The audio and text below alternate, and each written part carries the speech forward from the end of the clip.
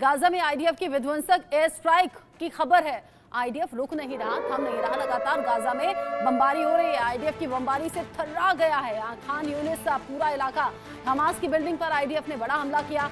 खान यूनिस से नागरिक पूरी तरह से शिफ्ट करने की कोशिश दूसरी जगह करते हुए नजर आए, यानी अपनी जान बचाने के लिए यहाँ वहाँ भागते हुए आम लोग नजर आ रहे हैं। जिस तरीके से यहाँ पर गाजा में आईडीएफ के जरिए हमले हो रहे हैं, हमास के आतंकी जरूर मारे जा रहे हैं, लेकिन साथ ही साथ आम लोगों को भी हो रहा है इससे बड़ा नुकसान। और सबसे बड़ी बात ये, छोटे बच्चे, बुजुर्ग, महिलाएं, मासूम, हर कोई इस तरह के हमलों का शिकार हो रहा है। और अब माना यह जा रहा है कि कभी भी इजरायल और लेबनान के बीच में जंग हो सकती है।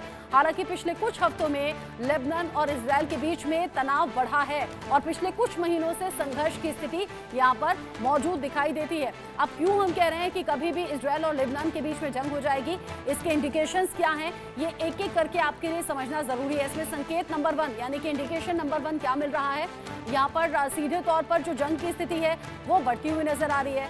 जर्मन एयरलाइंस लुफ्तांसा ने 31 जुलाई तक लेबनान की फ्लाइट रद्द कर दी। ये पहला एक संकेत था जिसके बाद माना गया कि लेबनान और इजरायल के बीच में ये संघर्ष की स्थिति बढ़ेगी। ऐसा दूसरा संकेत इजरायल के रक्षा मंत्री ने कहा कि तुरंत 10,000 सैनिकों की जरूरत इस मामले में है, इस जरूरत को पूरा कर दिया जाए। संकेत नंबर 3 यानी कि इंडिकेशन जो तीसरा है वो ये है कि इजरायल की रिजर्व फोर्स को अलर्ट रहने का आदेश दिया गया है। और संकेत नंबर जो 4 है वो ये है कि हिजबुल्लाह प्रमुख नसरुल्लाह की एक्टिविटी बहुत ज्यादा तेज यहां पर होती हुई नजर आ रही है। पांचवा संकेत ये है कि इराकी मिलिशिया ने कहा है कि हिजबुल्लाह पर हमला हुआ तो यूएस ठिकानों को हम पूरी तरह से तबाह कर देंगे। जान रहे हैं आप ये युद्ध की स्थिति, जहां दो देश ही आपस में नहीं भिड़ते बल्कि आसपास कई और देश इसके चपेट में आ जाते हैं या फिर इसकी जद में आ जाते हैं, जो दुनिया के लिहाज से ठीक नहीं है। मेजर शाह जो युद्ध की स्थिति अभी बनी हुई है, एक तरफ तो इजरायल ने गाजा पर धावा बोल दिया है, दूसरी तरफ इजरायल ईरान से टकराव की स्थिति में है। और अब जो स्थिति दिख रही है वो ये लग रहा है कि आने वाले वक्त में लेबनान और इजरायल के बीच में भी टकराव और ज्यादा बढ़ेगा। बेंजामिन नेतन्याहू क्या 200 रॉकेट के हमले से पीछे हट जाएंगे या आगे और ज्यादा आक्रामक हो जाएंगे? सवाल है रत्ना जी। देखिए, ये मैं उम्मीद कर रहा था बदकिस्मती से 2 दिन पहले कि इजराइल और लेबनान के बीच में जंग बढ़ेगी। और क्योंकि जब इजराइल आईडीएफ ने लेबनान में हिजबुल्लाह का टॉप कमांडर एक मरा था, तो हिजबुल्लाह ने कहा हम वापस एक बदला लेंगे।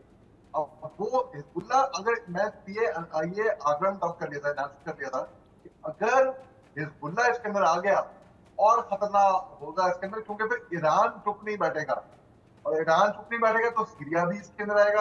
सीरिया अगर आ गया तो अन्य राष्ट्र हैं वो इसके अंदर आएंगे। ऑलरेडी जंग चल रही है, जंग क्या हमले चल रहे हैं, इजराइल कर रहा है गाजा पट्टी में, तो उनमें हमस को मारने की कदम खा रखी है।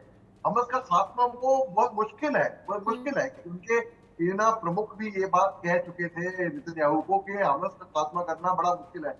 हाँ। लेकिन हमस को जल्द से जल्द, जैसे कि मेरे दोस्त हनीश श्रीवास्तव ने बोला, जल्द से जल्द उनको बंधक रिहा कर देने चाहिए। अगर हमस देरी करता है बंधक रिहा करने में तो ये और बद से बदतर ये जाएगा और मासूमों की जान जाएगी। ठीक है, मासूमों की जान जाएगी, ये बड़ा दुखद है और अभी भी मासूम इसका शिकार हो रहे हैं। आप सभी का मेरे साथ में जुड़ने के लिए बहुत बहुत शुक्रिया।